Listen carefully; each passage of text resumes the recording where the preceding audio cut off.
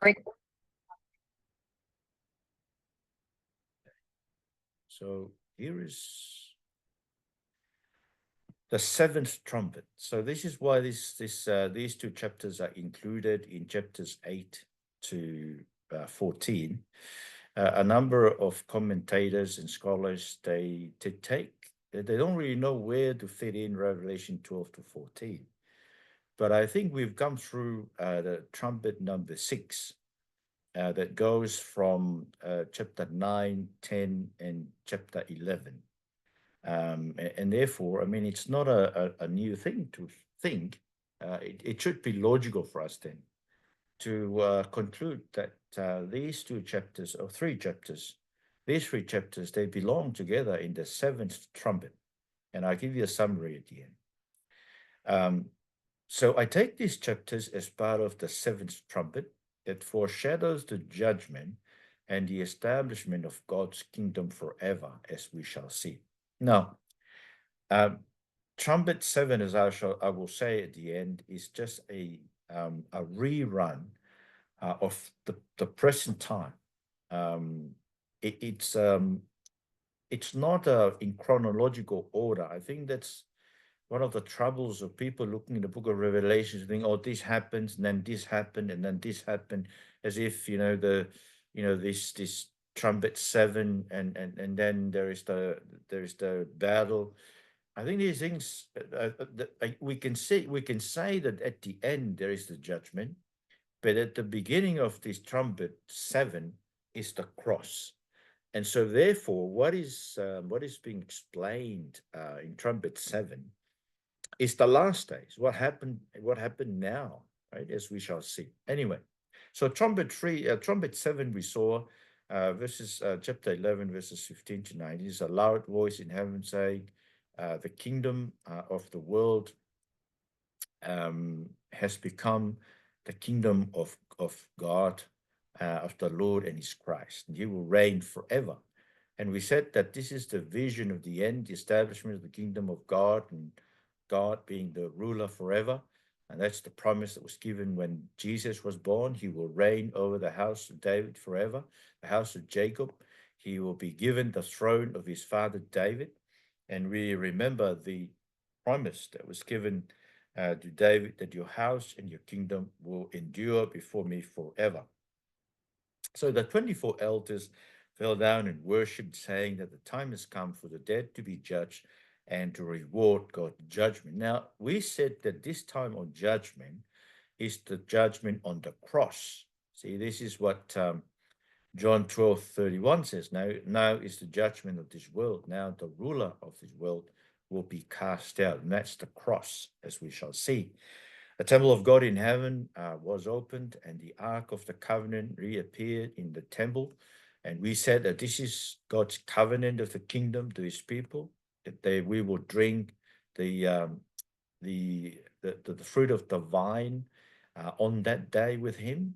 And so God is still faithful to that covenant. He's still bringing that covenant into fruition. And then there was flashes of lightning and rumblings and peals of thunder and earthquake and a severe hail. And we said, every time you hear this, there's a number of places in the book of Revelation where we hear this. And it really points to the presence of God coming to save his people, right? So in other words, right at the beginning of trumpet number 7, we are given the assurance that whatever happens during this time, God has come down to save his people, right? So we know this from Psalm 18, verses 12 to 16. So there's the radiance of his presence, his cloud swept onward with hail and blazing coals. The Lord thundered from heaven. The Most High made his voice heard. He shot his arrows, scattered them. He hurled lightning bolts and routed them. The depths of the sea became visible. The foundations of the world were exposed at your rebuke, Lord. At the blast of the breath of your nostrils, he reached down from on high and took hold of me. He pulled me out of deep water. This is the word of the Lord. Thanks be to God. And even there in Psalm 77, as we said last week, that's the Exodus, right? It's the same thing.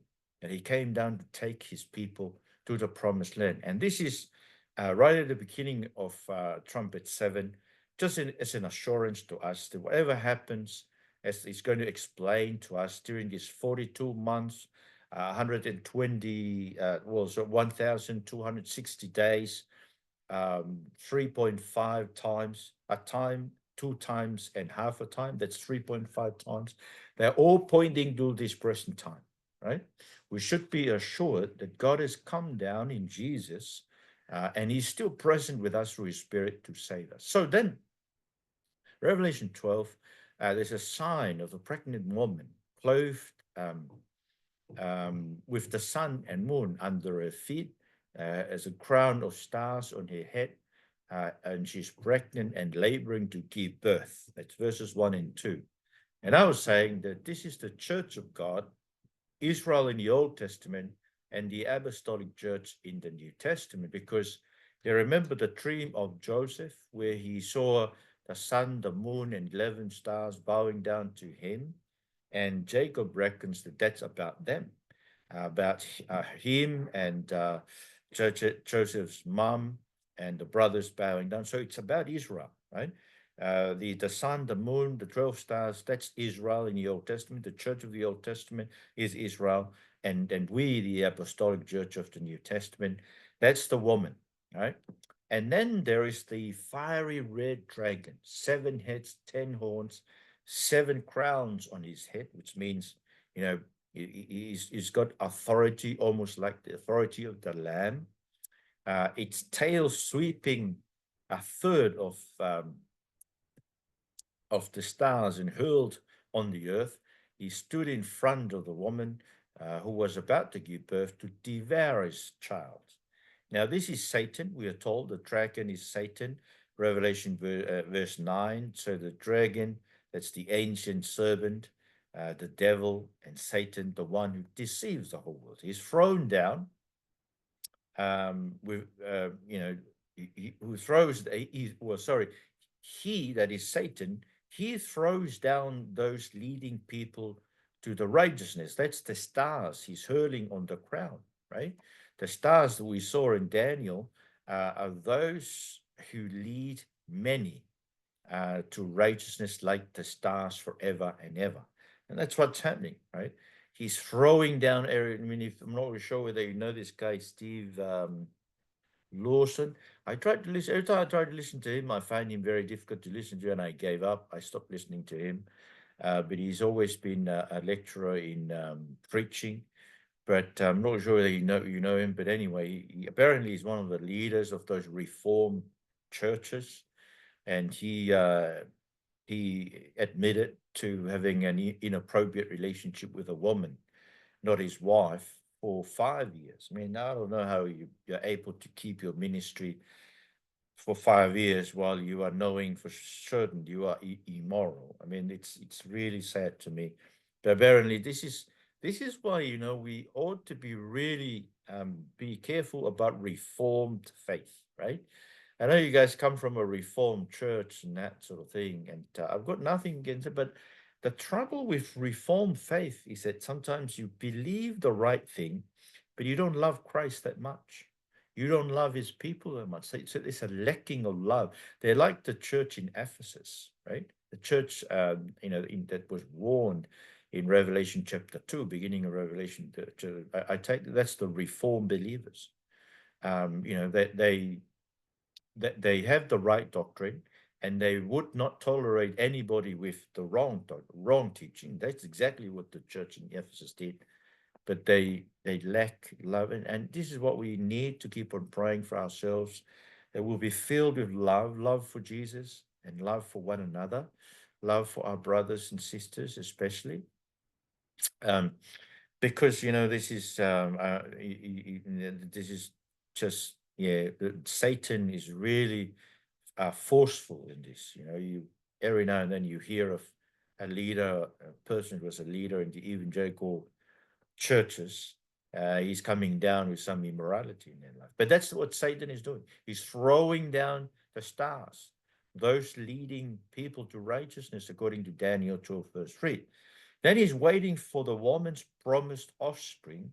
So now this is the woman that was promised in Genesis 3:15, right? And I take it that's the woman that John is talking about.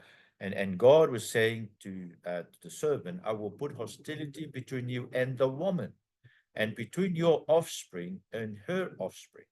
He will strike your head, and you will strike his heel.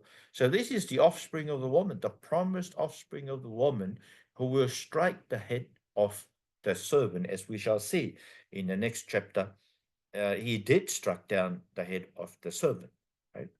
And that's why Satan wants to devour him. But of course, you know the story of Jesus. Um, yeah, the woman.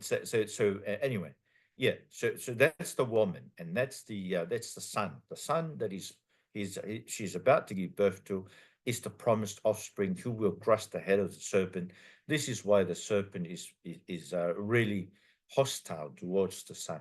The woman's son is going to rule all nations. This is the text, verses 5 and 6, with an iron rod. The child is caught up with God and to his throne, and the woman fled into the wilderness to her place prepared by God to be nourished for 1,260 days. This is the period I was talking about. So you keep talking about 1,260 days, 42 months, time, and 2 times and half a time. They're all pointing to the times. These all come from Daniel, right? That's how I know it. They all come from Daniel. It's the time when the saints are persecuted, right? And it's now. It's a time of our affliction, a time of the great tribulation. We are undergoing the great tribulation.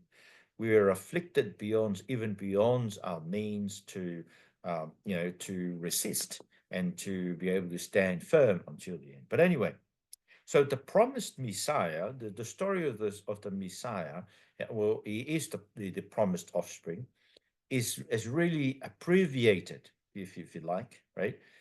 He's born, he died, he rose again, and then that's when he crushed the serpent's head. He ascended to heaven to rule from the throne of God over his enemies during these last days, right? 1,260 and 60 days. Now, in Luke 9:52, Jesus was going to Jerusalem. He knew that his time is coming. He's almost finishing his time. I need to go. So when the days were coming close for him to be taken up, right? That's how Jesus and Luke looked at Jesus going to Jerusalem. He determined to journey to Jerusalem. So that's Luke. So it should be Luke 9:51.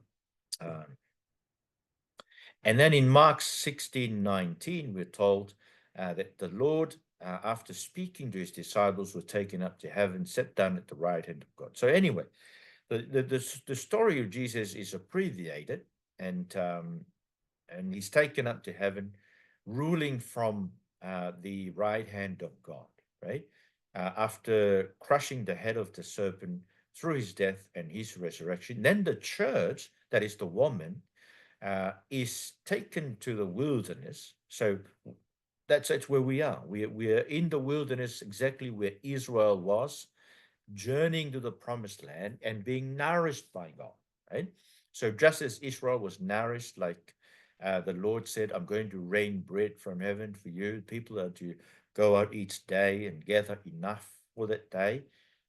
So just as he provided for them in the wilderness, the Lord is also providing for us spiritually, but even physically. We've got to remember that, because, remember what Jesus said, not to worry about our lives, because our Father in heaven knows that we need those things, right? Then there is a war in heaven between Michael and his angels and the dragon and his angels. The dragon has no place in heaven. He's thrown out of heaven. The dragon, we're told in verse 9, is the ancient serpent, the devil, Satan, the deceiver of the whole world, and is thrown on earth and his angels.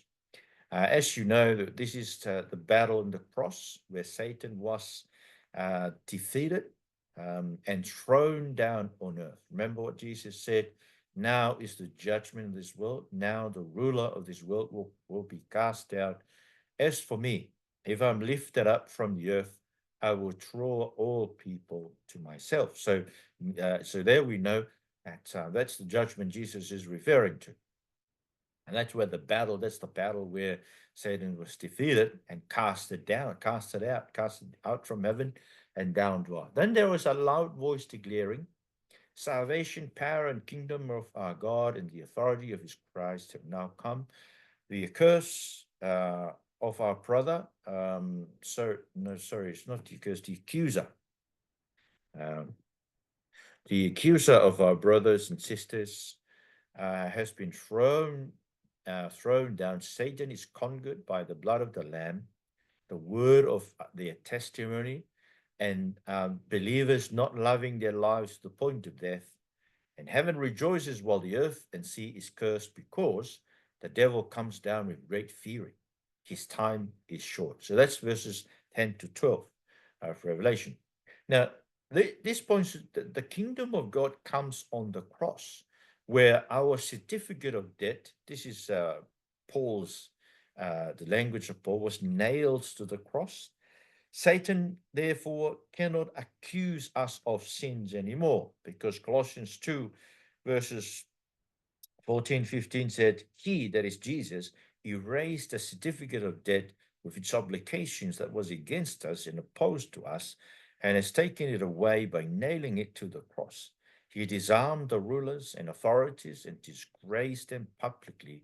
He triumphs over them in him, that is on the cross. So, in other words, you may remember the Satan's lethal weapon against us is our sins, right? Because he uses that to accuse us before God, right? He will come to God, and sometimes from time to time we still feel these accusations coming through to our minds, of our past sins and things like that. And we just need to say to Satan, Lord, Satan, you're right. That was who I was, but I've been changed by Christ, right? Because you see, Satan has been defeated by the blood of the Lamb. And so we defeat him too by that, right? By the testimony, by our testimony. So we also conquer Satan because we are justified by the blood of Christ and our testimony of Christ. So Romans 5:9, how much more then, since we now have been justified by his blood, will we be saved through him from wrath? So in other words, the assurance of our justification on the judgment day is because we're now being justified by his blood. So we conquer Satan by being justified by the blood of Jesus. So, but also we deny ourselves and carry our cross daily. So we should always remember this every day. There's an expectation for us that yes, Jesus' blood has been shed for us so that we deny ourselves and carry our cross daily. I guess that's what Jesus expects from us as followers. If anyone wants to follow me, let him deny himself, take up his cross, follow me. Whoever wants to save his life will lose it. Whoever loses his life because of me and the gospel will save it. Satan is angry. He goes around like a lion looking for somebody to devour. That's what Peter tells us. Be sober-minded, be alert. Your adversary, the devil, is prowling around like a roaring lion, looking for anyone he can devour. This is what it means. Satan is very angry, especially with people like us who stands firm in the word of God and by the blood of the Lamb and the testimony of Jesus. His time is really short because we are told in 1 John 1, 2 to 2:18, this is the last hour. And as you have heard, that the Antichrist is coming. Even now, many Antichrists have come. And by this, we know that it is the last hour. So the Antichrist is already at work. And John defines the Antichrist as those who deny Christ, especially Christ coming in the flesh. That's how you know the Antichrist, right? They would deny it. Then the dragon persecuted the woman. The woman is given wings to fly from the serpent's presence to her place, a place in the wilderness where God has prepared for her, where she can be nourished for 3.5 times, time, 2 times, and half a time, right? And the serpent spewed water like a river after the woman to sweep her away with a flood. The earth opened its mouth and swallowed up the river from the serpent's mouth. The dragon is furious. He went to wage war against the rest of the woman's offspring. And they are those who keep the commands of God, that is the word of God, and hold firmly the testimony about Jesus. That's verses 13 to 17. Now, Satan, because he cannot do anything to the Messiah, to the Christ, because now the Christ is ruling from heaven, he is going after the church of God, right? Especially those of us who are holding on to the word of God that we see at the end and the testimony of the Lord Jesus Christ. And we are told in Matthew 10, 17 to 18 to beware, because we'll be handed over to the local courts and to be flogged in their synagogues, to even be brought before governors and kings because of me, to bear witness to them and to the Gentiles. So, in other words, you've got to be aware that the religious authority and the political authorities will be against us, persecuting us, as we shall see in the next chapter. That's exactly what's there for us, right? What's going after us in the form of the beasts. But then God gives strength to the woman to fly away from the serpent's persecution. Now, we're told that we who trust in the Lord will renew our strength. We will soar on wings like eagles. We will run and not become weary. We will walk and not faint. And I believe that's those of us who trust in God, we fly away from the serpent's persecution, right? Because he cannot do anything against us. The church is nourished by God in the world during these last days, the time and 2 times and half a times. That's where it comes from. Daniel 7:24, he will speak words against the Most High and oppress the holy ones of the Most High. He will intend to charge religious festivals, and all the holy ones will be handed over to him for a time, times, and half a time. So that's the exact time that is mentioned here. That's the time when we would be handed over to Satan to be persecuted. And then even in Daniel 12:7, right? And then I had the man dressed in linen, who was above the water of the river. He raised both his hands towards the heaven, swore by him, he lives eternally. It would be for a time, times, and half a time. When the power of the holy people is shattered, all these things will be completed. So it's exactly that. That's where that's what we get, times over times, 3.5 years. It's that, the period of time we're talking about, 42 months is to say, okay? And the Lord is nourishing his church during this time, at a time and times and half a time, through providing pastors and evangelists and teachers. Sorry, this is meant to be verses 11 to 12.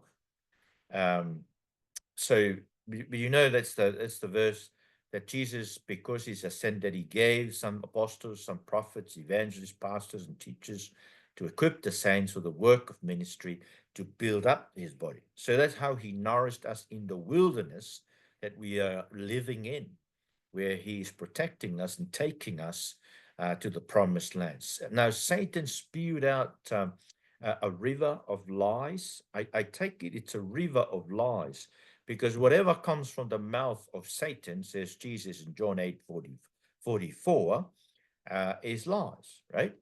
You are of your father the devil, and you want to carry out your father's desires. He was a murderer from the beginning and does not stand in the truth, because there is no truth in him. When he tells a lie, he speaks from his own nature, because he is a liar and the father of lies. So when you meet liars, I mean, I've come across liars in our church, man. It's just unbelievable. They live in a different reality. And you kind of know that that's the reality that Jesus is talking about. It's the reality of Satan. Because for them, it's just lying. I mean, things to be true is not true anymore. Right? They just turn it around. And so this is what's used against us. Right? They spewed out these lies, even false teachings, I think, is included in that. But the earth swallows the wickedness, of Satan through our enemies. He's wicked. Satan's wickedness is expressed through our enemies, and that's what we find in the Old Testament. Exodus 15. This is the song of Moses And Miriam, after the rescuing of the Red Sea, you stretch out your right hand, and the earth swallowed them. So the Egyptians were swallowed by the earth because they are enemies of God. They came after the people of God and they were swallowed. And then even Psalm 69, verse 9 says that the insults, because of the seal of your house, is consumed to me. But anyway, so Satan forcefully tries to stop the gospel preaching.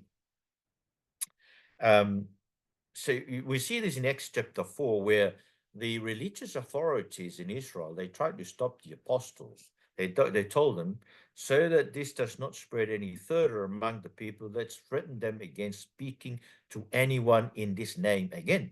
So they called for them and ordered them to speak, not to speak or teach at all in the name of Jesus.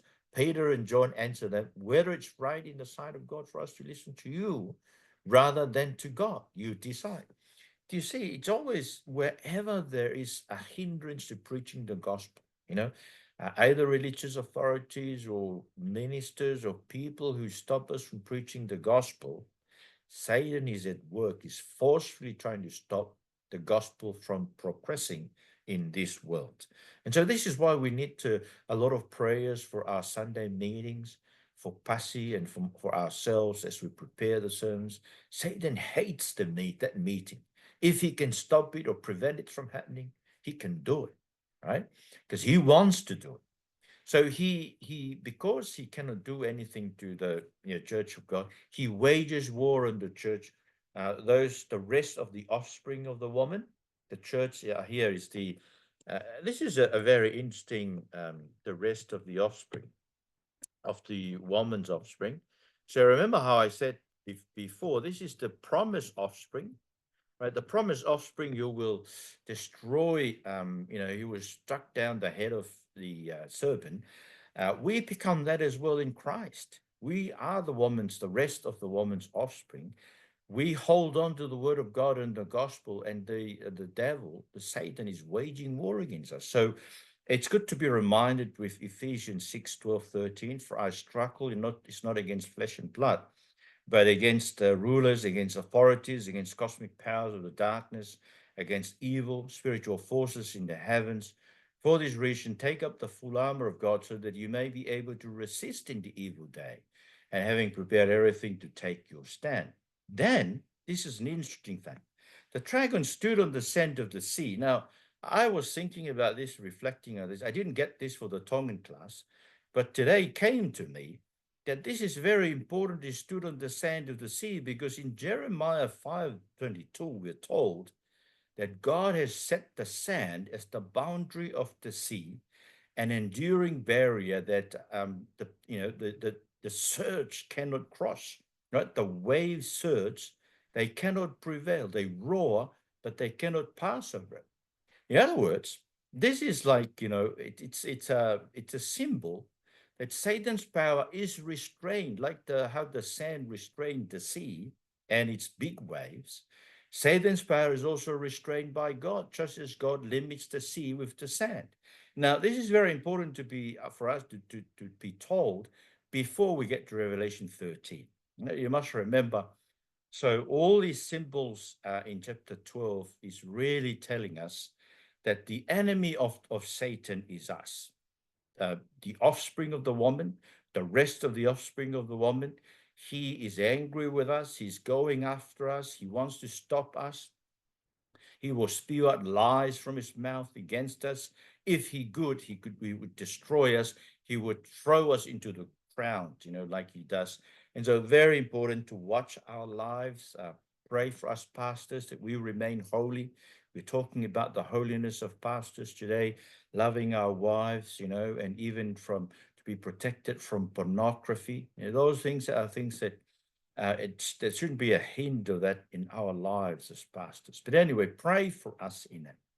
Then we get to Revelation 13, and then we encounter two more beasts. So at the end of this chapter, there will be three beasts. There will be the dragon, the beast from the sea, and the beast from the land, right? And I take it that the dragon is embodied by those two beasts, because he gives his authority to both of them. They're operating through the authority of the dragon. So the beast coming up from the sea, it has 10 horns, 7 heads, 10 crowns on its horns, blasphemous names on its head, like a leopard. He looks like a leopard, feet like a bear, mouth like a lion. The dragon gave it its power and throne and great authority. One head was fatally wounded. So this is what I was talking about. The serpent being struck in the head, but was healed. So there's a sense in which this is almost a resurrected serpent, right? Whole earth followed the beast. They worshiped the dragon and the beast. They say, who is like the beast? Who is able to wage war against? I take it that this beast are the political powers representing the four beasts that Daniel saw. Because, the leopard, the bear, and the mouth, they all represent the four beasts that Daniel saw in chapter 7. Right? If you read Daniel 7, 1 to 6 carefully, you would see what I mean, right? But those four beasts represented political authorities. Well, they were just like the big image that Nebuchadnezzar saw in his dream that Daniel was talking about. They're the political authorities. They embody, right, the power of Satan. Do you remember? Traditionally, Paul and Peter died in under the Roman authorities, right? So, but Paul and Peter, they taught us to submit to these governing authorities because there is no authority except from God, and all authorities that exist are instituted by God. So then, the one who resists the authority is opposing God's command, and those who oppose it will bring judgment on themselves.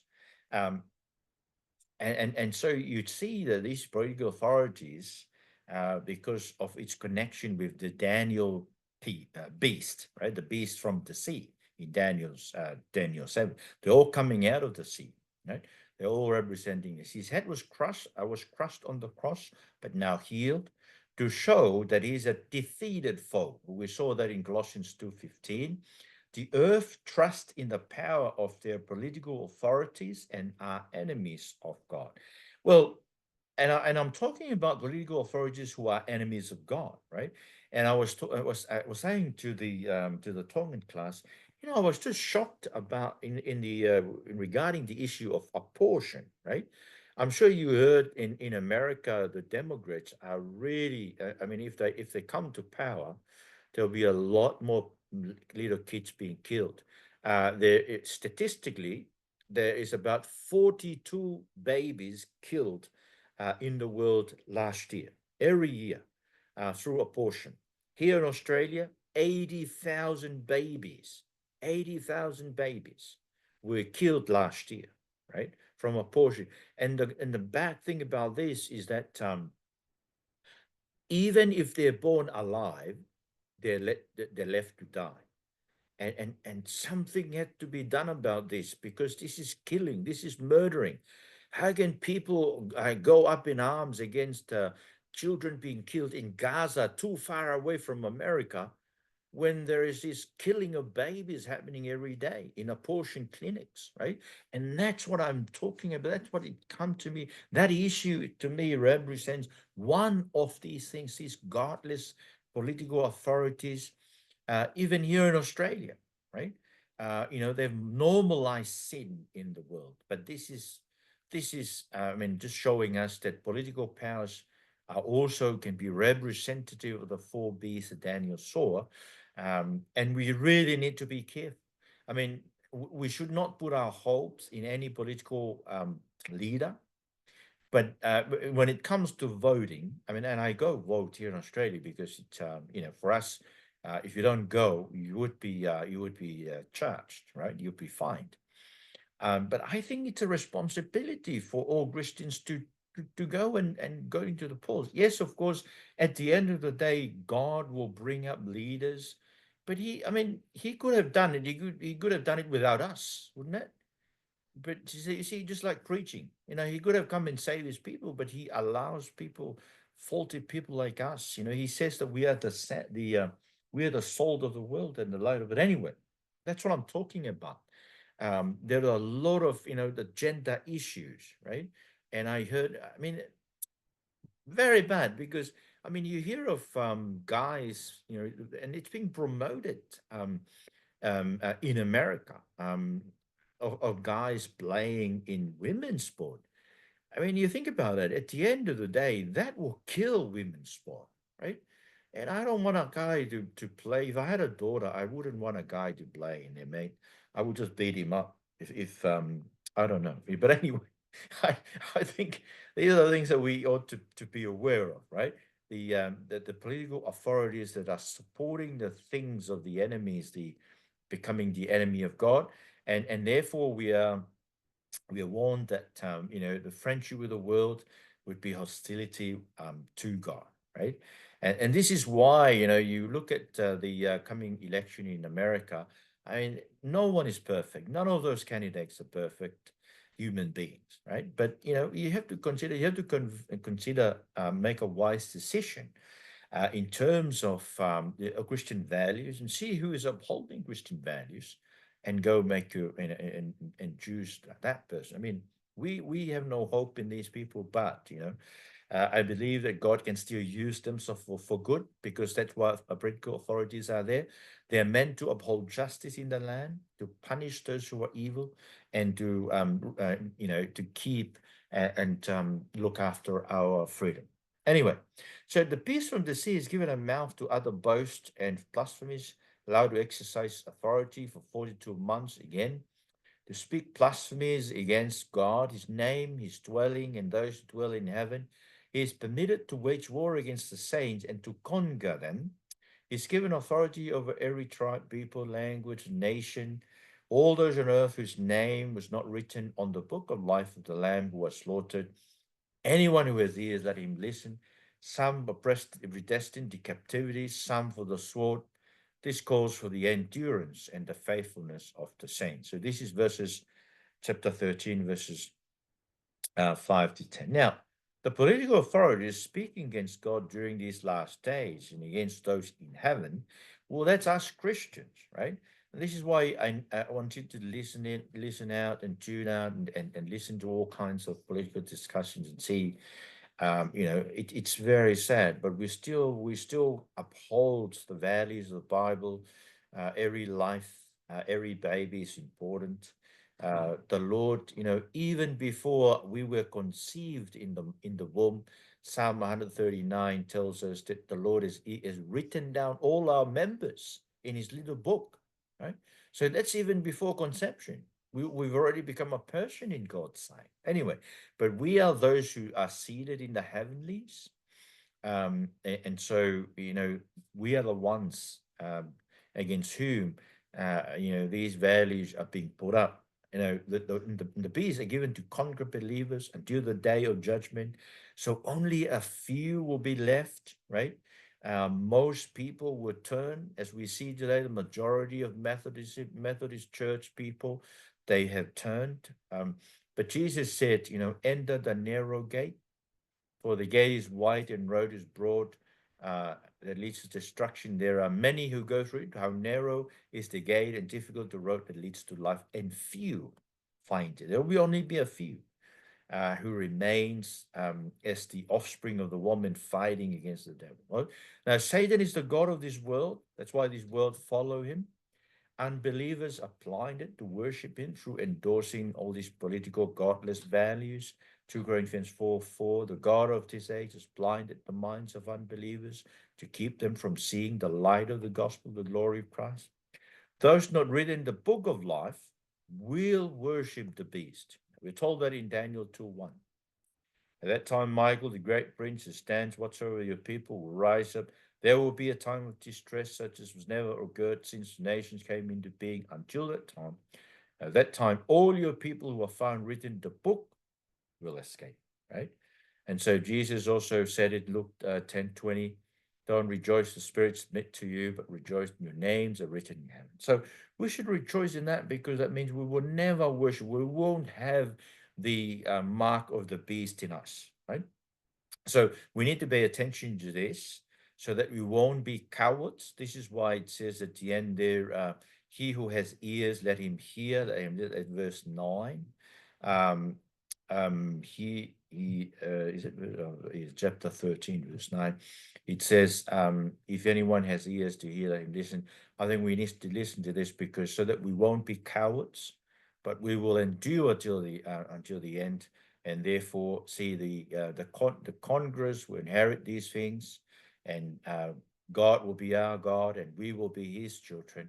But the cowards, the faithless, the desperate, murderers, sexually immoral, sorcerers, idolaters, and all liars, their share will be in the lake that burns with fire and sulfur, which is second death. Second death, and we are to endure until the end. Another beast. This is the third beast, right? Coming out from the earth. Two horns like a lamb, speak like a dragon. So this guy looks like Jesus, but he speaks the language of the dragon. He's against everything that Jesus is standing for and exercises the authority of the first beast, of the political authority, the one from the sea, right? Whose fatal wound was healed, compels those living on earth to worship the first beast from the sea. Now, these are false teachers, false teachings, false prophets, convincing people to follow the political authority. And you see that, the Methodist Church is just agreeing with the political authorities who are bringing in all this gender euphoria things, right? And he performs great signs. This beast from the land, fire from heaven, come down, deceives people on earth with signs, telling people on earth to make an image of the beast who was wounded, that is of the second beast. So, in other words, this beast will make an image, a man, right? Who will be representative of the authority, of the political authority. So it could be a leader, could be the leader of the world, could be a minister who is supporting all these false teachings and all the stuff that is promoted by the government, like in the leaders of Methodist Church, right? The Methodist churches, and makes everyone to receive a mark on their right hand or forehead. They cannot buy or sell unless one has the mark of the beast or the beast names or number. Now, so this is what Jesus said. There will be false messiahs, false prophets, and false believers will perform miracles and deceive many. Remember what Jesus said there? False messiah and false prophets will arise, perform great signs and wonders, to lead astray, if possible, even the elect. So political leaders will embody the power of the beast against God's people to kill those not bowing to the political authorities, governors, kings, but even the religious authorities, um, and so we should say religious authorities, right? Because they too will be part of this, and they're making it easier for the people who are destined to be destroyed with the Lord to live. That is for them to be able to buy and sell. And I found that in Ezekiel 27, 32, 33, this is the life of of the world, right? Like in Tyre, right? They have merchandise unloaded and satisfied many people and rich kings of the earth with their abundance goods. So, in other words, Christians will find it harder and harder to live in this world because we won't be part of storing up treasures of this world. I think this is just a reason for that. Calls of wisdom can calculate the number of the beast. It's a number of a person, 666. I think you've come across there's so many interpretations. Let me say just this, right? 7 is the perfect number in Revelation. 666, probably ultimate imperfection. Or it could point to the embodiment of the spirit of the Trinitarian beast in the political and false teachings and the Antichrist that destroys the church, right? As we saw before, John said, this is the last hour. The Antichrist is already out.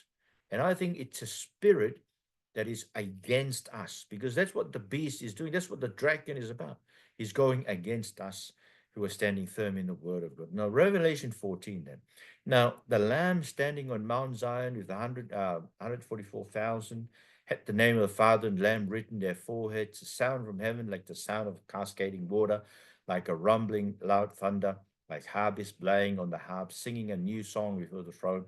4 living creatures and the elders, no one knows the song except 144,000 redeemed from the earth, ones who defile themselves the ones who not defile themselves with women, remain virgins, follow the Lamb wherever he goes, redeemed from humanity, first fruits of the Lamb, no lie found in their mouth. So this is verse 1 to 5, right? Now, this is the invisible church of God. And you know that the beast, the two beasts, the three beasts of chapters 12 and 13 are scary, but here is Mount Zion where God and his people are protected. So the church of God, the invisible church of God, are protected in Mount Zion. Hebrews 12 tells us that. We have come to Mount Zion, to the city of the living God, the heavenly Jerusalem, to myriads of angels, a festive gathering, to the assembly of the firstborn, whose names are written in heaven. So that's the church where we belong. We are in heaven.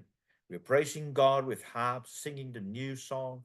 We are redeemed from those. So you see the 144,000. That's why I was saying before, it's the complete Israel.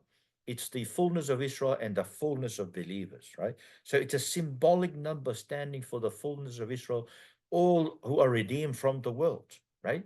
The uncountable number of people who are standing before the throne in Revelation 7 9, right? And they kept from defiling themselves as virgins, because you remember how David and his men, 1 Samuel 21, they were kept from women so they can partake in the holy bread, right? So I take it that's what's happening. We are kept from defiling ourselves by any means so that we partake in that. And we are made blameless for the day of the Lord Jesus Christ. As Paul says here in Philippians 1, we may be pure and blameless in the day of Christ. Then another angel, flying high with eternal gospel, announcing to the inhabitants of the earth with a loud voice, fear God and give him glory. The hour of his judgment has come. Worship the one who made heaven, earth, the sea, and the springs of water. Verses 6 to 7. That's the gospel. It's continued to be proclaimed to all nations before the end come. That's what Jesus said. This gospel will be proclaimed in all the world as a testimony to all nations. Then the end will come. And then there's a second angel followed saying, Babylon the great has failed. She made all nations drink the wine of the sexual immorality, which brings wrath. Now, see, whenever the gospel is proclaimed, Satan and this world is defeated. Okay? Satan and all God's enemy are always defeated by the proclamation of the gospel. Let's look 10:18. Right? Jesus said, when they went out to preach the gospel, I watched Satan fall from heaven like light. Then there is a third angel followed and spoke in a loud voice, and if anyone worshipped the beast and its image receives a mark on his forehead or on his head, he will drink the wine of God's wrath, poured in full strength into the cup of his wrath, and his anger will be tormented with fire and sulfur in the sight of the holy angels, in the sight of the Lamb. Smoke from the atonement will go up forever and ever, no rest day or night for those who worship the beast and its image, or anyone who has the mark of its name. So there you are. We are given even the destiny of those who have the mark of the beast and worship the beast. Hell is the punishment for those who surrender to the dragon, not holding on to the word of God and the testimony of Jesus. And Mark 9:49 tells us that in hell their worm does not die and the fire is not quenched. So it should be scary for us. But we are the people who are standing firm, and if you don't stand firm in the word of God, I mean, a lot of our cousins, our uncles, and those people who are in the Methodist church, and because they're against this word of God, it won't be good for them. Then it calls for the endurance of the saints who keeps God's commandments and their faith in Jesus. I heard a voice, right? Blessed are those who die, the dead who die in the Lord from now on. Yes, says the Spirit. They will rest from their labors and their work will follow them. What a contrast, isn't it? To the worshippers of the beast. Jesus encourages us to endure till the end and will be saved, right? The one who endures to the end will be saved, holding on to the word of God and our faith in Jesus in the midst of the assault of the beast. Remember Philippians 1:21, we are told that we've been granted to believe in him and to suffer for him. We are blessed who die in the Lord from now on, for we are precious in God's sight. If I just give you Psalm 116:15, the death of his faithful ones is valuable in the Lord's sight. We will enter the promised Sabbath rest. That's why we will be resting, because those who believe enter the rest, right? In keeping what God has says. And our work done in faith. So it's not just any work, right? The people in the Methodist Church are doing work, but those works are not from faith. Work that comes from faith, right? So this is what Paul says, we'll recall in the presence of God, your Father, your work produced by faith. your labor motivated by love, your endurance inspired by hope in our Lord Jesus Christ. Okay, so that's what will happen to us believers. We will find rest. Our works in faith will follow us, being cleansed in the blood of the Lamb. Now, the last two part of the vision of Trumpet 7 is the judgment. The white cloud with one set like the Son of Man seated on the cloud, golden crown, sharp sickle on his end. Another angel came out in Tamil, crying out to him, use your sickle and reap, for the time of reaping has come. So the harvest has come, should be reaping the well.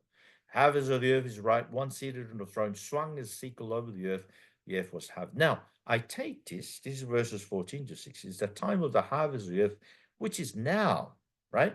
The Lord Jesus has gone up in the cloud, and the workers of the field are sent by the Lord. Remember what he says in Luke 10:2?